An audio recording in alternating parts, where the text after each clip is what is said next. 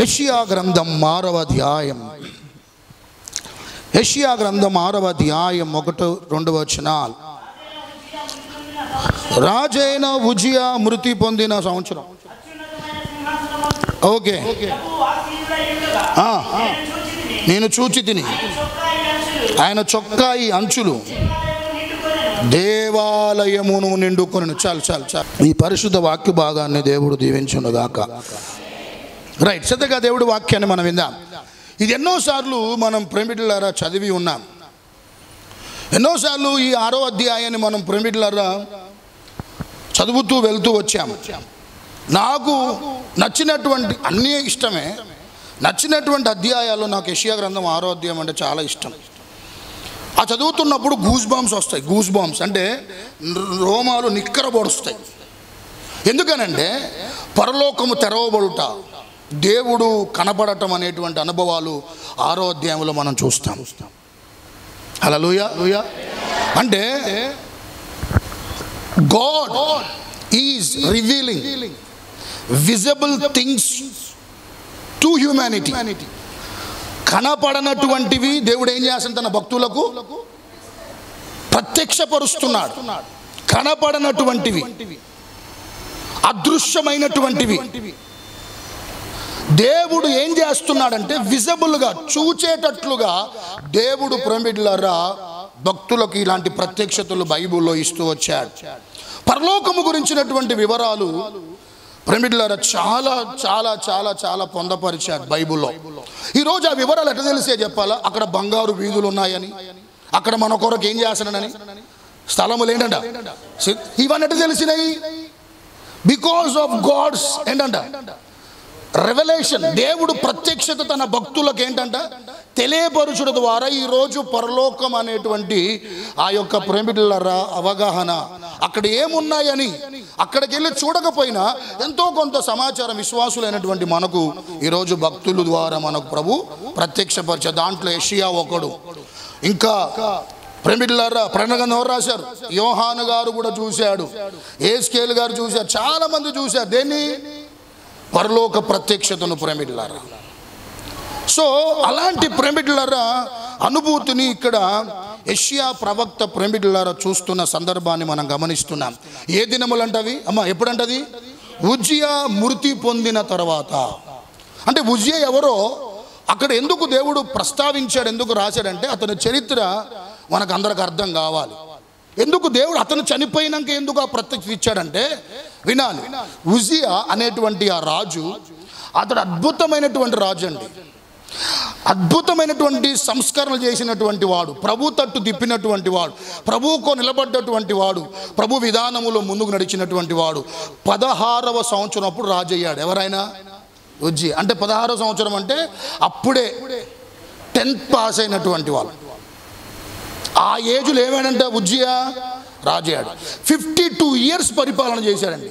ఎన్ని సంవత్సరాలు అంటే 52 సంవత్సరాలు. లాంగ్ రీజియన్, లాంగ్ ప్రేమిటులారా, సుదీర్ఘంగా ప్రేమిటులారా యూదా దేశాన్ని 52 సంవత్సరాలు పరిపాలించినటువంటి వాడు. ఇతడు తన జీవితంలో చక్కగా తొలి దినాల్లో ప్రేమిటులారా చక్కగా దేవుడి మీద నడిపించబడుతూ అనేకమైన సంస్కరణలు చేస్తూ ఇశ్రాయేలు చరిత్రలో కానీ యూదా చరిత్రలో కానీ ఒక తిరుగులేటువంటి రాజుగా నిలబడ్డటువంటి వాడు ఉజియా. అయితే చివరి సమయంకి వచ్చేసరికల్లా తన మనసులో గర్వించి అంటండి చెడిపోయాడంట. మనసులో ఏంటంటే గర్వించి, చివరి సమయంలో మనసులో గర్వించి దేవుడు తీర్పు గురయ్యాడు. మనసులో ఏం చేసి గర్వించి చెడిపోయాడని వాక్యం ఉంది. ఆయన తీర్పు ప్రేమిడితనికి కుష్ఠవ్యాధిని తీసుకొని వచ్చింది. ఎవరికి? ఉజియాకి. ఎవరిచ్చిన తీర్పు అది? దేవుడిచ్చిన తీర్పు. వినండి, కొన్నిసార్లు అంతస్తులు పెరుగుతాయి, మనకి ఆస్తులు పెరుగుతాయి, లగ్జరీ లైఫ్ కొన్నిసార్లు వస్తుంది, మనకి ఆశీర్వాదాలు పుష్కలంగా కొన్నిసార్లు మన జీవితంలోకి వస్తూ ఉంటాయి. వచ్చినప్పుడు ప్రేమిటులారా సర్వ సిద్ధంగా మనకేమో చెప్పాలా? నువ్వు అన్న అనకపోయినా గర్వం వస్తుందండి. నువ్వు అన్న అనకపోయినా ఏమొస్తుందంట? గర్వం వస్తుంది. ప్రేమిటులారా ఈ గర్వం మన జీవితాల్లో ఏం చేస్తుందని ఆలోచన చేస్తే ఎంతమందో బైబిల్లో నిదర్శనంగా ఉన్నారు. ఎంతమందో తార్కాణంగా ఉన్నారు. గర్వించి ఏం జరిగిందన్న విషయాలు మనం కనుక గమనిస్తే ఇలా గర్వపడ్డటువంటి వాళ్ళందరూ కూడా చరిత్రలో ఒక మంచి జీవితాన్ని జీవించిన లాస్ట్కి వచ్చేసరికి అలా చరిత్రహీనులుగా మిగిలిపోయారు. చరిత్రహీనులుగా ప్రేమికులారా చరిత్రలో ఉండిపోయారు. ఇంకొందరు ఉంటారు, అభినందిస్తే పోయి చిటారు కొమ్మలు ఎక్కుతారు. ఏ కొమ్మలంట అమ్మా, ఏ కొమ్మలు? నువ్వు బాగా పాడుతున్నావయ్యా అని అన్నాడు. ఎవరిని? లూసిఫర్ని అన్నాడా? అంటే ప్రేమికులారా ఎందుకు అక్కడి నుంచి నెట్టివేయబడ్డాడు? జస్ట్ అభిమానం, కాంప్లిమెంట్ ఇచ్చాడు. ఏమని? నువ్వు బాగా పాడుతున్నావు, వేకువ చుక్క అన్నాడు. ఎవరి గురించి? లూసిఫర్ గురించి. ప్రేమికులారా అలాంటి వాడు చిన్నగా తన మనసులో గర్వించిన అభినందనకే ప్రేమికులారా గర్వించిన కారణాన్ని బట్టి దేవుడు అక్కడి నుంచి ఏం చేశాడంట? నెట్టివేశాడు. తలపైకి ఎద్దండి సంగమా, నేను అభినందించిన ఇంకేనంట భౌతిక సంబంధమైన నీ స్థితి ఎంత దేవుడు జ్ఞాపకం చేసుకొని నేను ఏ పరిస్థితుల్లోకి తీసుకొని వెళ్ళినా ఏం జరిగిద్దంటే గర్వించినంత వరకు బాగుంటుంది జీవితం. వచ్చిందా అతిశయం వచ్చిందా, మన జీవితాల్లో ప్రవర్తనలో మార్పు వచ్చిందా, నీ నోటి మాటలో దులుసు ఆ తనం కనపడుతుందా, మొదటున్న సౌశీల్యత, మొదటున్నటువంటి ఎదుట వారితో చక్కగా గౌరవించి మాట్లాడేటువంటి అనుభవాలు, స్వస్థత, ప్రేమికులారా మర్యాద, ఇలాంటివన్నీ నీలో ప్రేమికులారా వెయిట్నో చూసుకొని నీలో ఒకవేళ కనపడకపోతే చాలామంది కూడా అలా వారు ఉన్నటువంటి స్థితిలో నుంచి ఏమైపోయిన వారు ఉన్నారు? పడిపోయిన వారు. అది అభినందన అయినా సరే ఏంటంట, భౌతిక సంబంధమైనటువంటి ఏంటంట వనరులు నీకు దేవుడు ఏంటంట ఇచ్చినా సరే, మనలో ప్రేమికులారా ఇది కనపడొద్దని ఉజ్జియా తన జీవితంలో తనకున్న స్థితిని బట్టి తను చేసిన పొరపడని చెప్పాలా. డబ్బులు ఆస్తి రాగానే యాజకులు చేయాల్సిన పని తను చేశారంటండి. ఎవరు చేయాల్సిన పని? యాజకులు. యాజకులు ప్రేమికులారా మందిరములో ఉండి వాళ్ళు ఏదో పని చేయడానికి అని వెళ్తుంటే ఇత్తడే పూనుకొని యాజకులు చేయాల్సిన పని చేస్తాడు. యాజకులు అప్పటికి అంటారు, అయ్యా మీ పని అది కాదు, మీరు రాజు, మీ పని మీకుంది, మా పని మాకుంది, మేము చేయాల్సిన పని మేము చేయాలి, మీరు చేయాల్సిన పని మీరు చేయాలంటే ఇప్పుడు ఈ వ్యక్తి ప్రేమికులారా లేదు నా పని నేనే చేస్తా, మీ పని కూడా నేనే చేస్తా అని తన అహముతో తనకున్నటువంటి ప్రేమికులారా డబ్బును బట్టో దేనిని బట్టో యాజకులు చేయాల్సిన పని కూడా చేస్తే దేవుడు తీర్పు రానే వచ్చింది. ఎవరి మీదకి? ఎవరి మీదకి ఏమొచ్చిందంట? కుష్ఠవ్యాధి. బతికినంత కాలం కుష్ఠవ్యాధితో బాధపడుతూ చచ్చిపోయాడండి. హల్లెలూయా. కుష్ఠవ్యాధితో ఏం చేయబడాడంట? బతికినంత కాలం బాధపడి చనిపోయాడు. అందుకనే మన దైనందిన జీవితంలో ప్రేమికులారా మనలో ఎప్పుడు ఒకేలాగా ఉండాలి. ఒకే పరిస్థితుల్లో ఎలా ఉన్నాం అలానే ఉండాలి. ఈరోజు ఉంటాయి పోతాయి, శాస్త్రం కాదు అనే విషయాన్ని గుర్తుపెట్టుకోవాలి. హల్లెలూయా. అలాంటి సమయంలో ప్రేమికులారా యెషయా కలవరపడుతున్నాడే, మనసులో మదన పడుతున్నా, అయ్యో అద్భుతమైన ఉజ్జియాని మనం ఏం చేసుకున్నాం, పోగొట్టుకున్నాం, ఇప్పుడు మాకు రాజు ఎవరు, మనం పరిపాలించే వాళ్ళు ఎవరు, మనం ఏడుబడి చేసేవారు ఎవరు అని ప్రేమికులారా ఆలోచిస్తున్నప్పుడు దేవుడు వెంటనే ప్రత్యక్షమై హిజ్కియా I'm going to reveal something for you, నేను నీకు కొన్ని విషయాలు చూపించబోతున్నాను అని చెప్పి పరలోకాన్ని దేవుడు తెరిచాడంట. అక్కడ పరలోక దర్శనంలో ఏంటంటే అత్యున్నత సింహాసనం మీద దేవుడు ఆసీనుడై ఉన్నాడు. అంటే ఇప్పుడు అది చూడగానే ఇతనికి ఏమొచ్చింది చెప్పాలా? ఒక బలం, ఒక కాన్ఫిడెన్స్ వచ్చింది. ఎవరికి? యెషయాకి బలం, కాన్ఫిడెన్స్. ఏంటా బలం, ఏంటా కాన్ఫిడెన్స్ అంటే లోకములో చాలా మంది వచ్చి వెళ్తారు మన జీవితంలో. అది అధికారులు కానీ రాజులు కానీ ఇంకెవరైనా సరే మన జీవితంలో ఎవరు శాశ్వతంగా ఉండరు. అమ్మా మన జీవితంలో అందరూ వచ్చి వెళ్ళేటోళ్ళే. అది నీ భర్త అయినా, నీ కొడుకైనా, నీ కూతురైనా, సో ఎవరైనా సరే ఒక టైం ఆఫ్ పీరియడ్ వరకే ఉంటారు నీతో. అవునా కాదా? గమనించాలి. నువ్వు ఎన్ని మంచి పనులు చేసినా, ప్రేమికులను ఎంత మంచిగా జీవించినా నిన్న అవసరమైతే మనుషులు మర్చిపోయేటువంటి అవకాశాలు కూడా ఉంటాయి.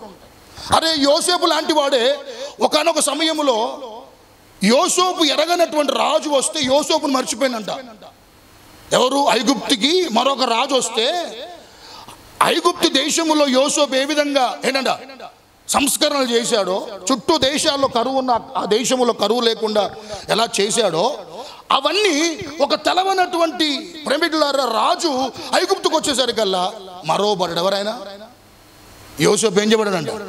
మరోబడ్డాడు. అంటే నువ్వు చేసే మంచి పనులు మనుషులు గుర్తుంచుకోవచ్చు, గుర్తుంచుకో, నీ జీవితంలోకి వస్తారు వెళ్తారు. వాళ్ళు వాళ్ళు గుర్తుపెట్టుకోవాలని గ్యారంటీ ఏం లేదు. నువ్వు చేసేది ఏదైనా సరే నా ప్రభు నీకు రివార్డ్ ఇస్తాడని నా ఉద్దేశంతో చేయి. దయచేసి మనుషులు నన్ను గుర్తించుకుంటున్నారా లేదా, నన్ను దయచేసి వీటన్నిటికి బహుమాకండి. నువ్వు ఏది చేస్తున్నా you have a reward one day. దేవుడి చేత నీకు ఒక బహుమానం ఉంది ఒక రోజు. నీ భక్తికి ఉంది, నీ ఆత్మీయతకు ఉంది, నువ్వు ఇచ్చే దశంభాగాలకు ఉన్నాయి. ప్రతి దానికి ఏముందంట ఏముందంట, భూమి మీద నువ్వు బతుకుతూ దేవుడిలో కొనసాగుతున్నప్పుడు దేవుడు నీకు ఇస్తూనే ఉంటాడు. దీనికి ప్రతిఫలంగా పరలోకములో నీకు బహుమానాలు ఇస్తాడు. డోంట్ ప్లీజ్ ఎనీ మెన్, దయచేసి ప్లీజ్ గాడ్. ఎవరో సంతోష పెట్టడానికి భక్తి చేయమాకండి. దయచేసి you do your devotion to please your God. నువ్వు భక్తి చేయి ఎవరిని సంతోష పెట్టడానికి? దేవుణ్ణి సంతోష పెట్టడానికి చెయ్యి. సో ఇలాంటి పరిస్థితుల్లో ఉంటే అతను అన్నాడు, ఏమని చెప్పాలా, భౌతిక సంబంధమైన అధికారులు రాజులు వచ్చి వెళ్ళిపోతారేమో కానీ అత్యున్నత సింహాసనం మీద ఉన్నవాడే శాశ్వత కాలం ఉంటాడు. సో ఇలాంటి అనుభవాలు మనకి ఇవ్వాలనే ప్రేమిలారా పరలోక దర్శనములో యెషయా అత్యున్నత సింహాసనం మీద ఉంటే ఆ అంచులు గురించి, ఆయన వస్త్ర పంచుల గురించి దేవుడు మనతో మాట్లాడిన ఈ 3 అనుభవాలు నిత్యము ప్రభు విధానములో మరింత ఘనంగా ఆయన స్తుతిస్తూ అనుభూతులు నడిపించబడదాం. అలాంటి ధన్యత మనందరి ప్రభు అనుగ్రహించి ఆశీర్వదించును గాక. ఆమేన్. కళ్ళు మూసుకుందాం, అందరం చిన్న ప్రార్థన చేసుకుందాం. చిన్న ప్రార్థన.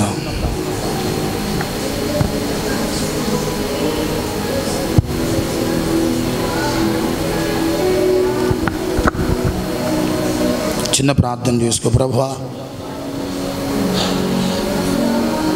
నీ వస్త్రపు చెంగు దేవాలయమును నిండుకొనుందయ్యా. అది యెషయా చూశాడు. ఈరోజు దాని యొక్క వివరాలు ఏంటో మేము విన్నాం. దాని వివరాలు మేము గ్రహించాం ప్రభువా, మేము గ్రహించాం.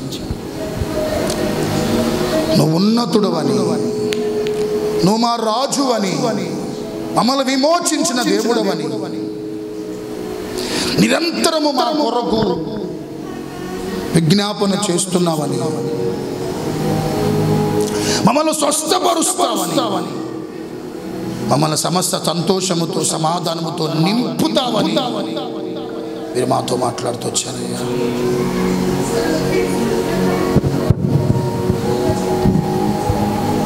ఈ అంచుల్లో ఎన్ని శ్రేష్టమైన అనుభవాలు ఉన్నాయి సంగమ. నిన్ను ప్రభు ఇలాంటి అనుభూతుల చేత నింపాలని ఇష్టపడుతున్నాయి. సోదరుడా, ఈరోజు నీ పరిస్థితి హెల్తీగా ఉందా? ప్రభు నింపుతాడు. ఆయన నింపుతాడు, సమృద్ధితో నింపుతాడు, సంతోషంతో సమాధానంతో నింపుతాడు. చేతులెత్తారా? చిన్న ప్రార్థన. సోదరుడా, నువ్వు దేవుని మహిమతో కప్పబడ్డావు, దేవుని ప్రభావంతో కప్పబడ్డావు. నీకు అర్థం కావట్లే, నువ్వు దేవుని చేతిని ఆవరించబడి ఉన్నావు. నీ పక్షమున దేవుడు పని చేస్తూనే ఉన్నాడు. ఆయన నీ కొరకు విజ్ఞాపన చేస్తూనే ఉన్నాడు. నీ పక్షమున పోరాడుతూనే ఉన్నాడు. నీ పక్షమున వ్యాజ్యం ఆడుతూనే ఉన్నాడు. ప్రార్థన చేసుకుందాం. చేతులెత్తారా? అయ్యా, నీ వస్త్రపు ఆ అంచులకున్న గొప్పతనం ఎంత గొప్పదా ప్రభువా.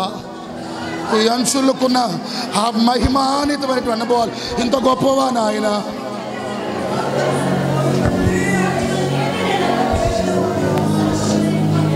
చేతులెత్తని చిన్న ప్రార్థన. సోదరా, ప్రభు ఇది గుర్తుపెట్టుకో. నువ్వు దేవుని మహిమతో ప్రభావంతో కప్పబడ్డావని గుర్తుపెట్టుకో. నీ దేవుడు సర్వోన్నతను గుర్తుపెట్టుకో. నీ దేవుడు నీకు రాజుగా ఉండని గుర్తుపెట్టుకో. నీ దేవుడిని విమోచకుడిగా తన రక్తం ఇచ్చి విమోచించుకున్నాను గుర్తుపెట్టుకో. నిన్ను స్వస్థపరుస్తాను గుర్తుపెట్టుకో. నీకు సంతోషాన్ని ఇస్తానని గుర్తుపెట్టుకో. సమాధానం ఇస్తానని గుర్తుపెట్టుకో. ఇవన్నీ అనుభవాలు ప్రభువా లోకములుంటే రావయ్యా, లోకములుంటే రావయ్యా, లోకానుసారంగా తిరిగితే రావయ్యా, లోక మీద నడిపించబడితే రావయ్యా. నీ మందిరమని పిలువబడుతున్న నా జీవితం, నా బ్రతుకు కప్పబడాలి ప్రభు, నింపబడాలయ్యా, నింపబడాలి. చేతులెత్తిన బిడ్డలందరినీ పరిశుద్ధాత్మ దేవుడు ఆదరించునుగాక. దేవుడు బలపరుచునుగాక. దేవుడి విధానాల్లో గొప్పగా ఇంకా ఘనంగా స్తుతించగలిగే ఆధ్యాత్మిక అనుభూతుల చేత ప్రతి ఒక్కరు ఇంకా పట్టికపడిన నీలో స్థిరపరచబడి నవనూతనంగా పరిశుద్ధాత్మ కుమ్మరింపు చేత నడిపించబడగలిగే దూతర కార్యాలు జరుగుతాయి.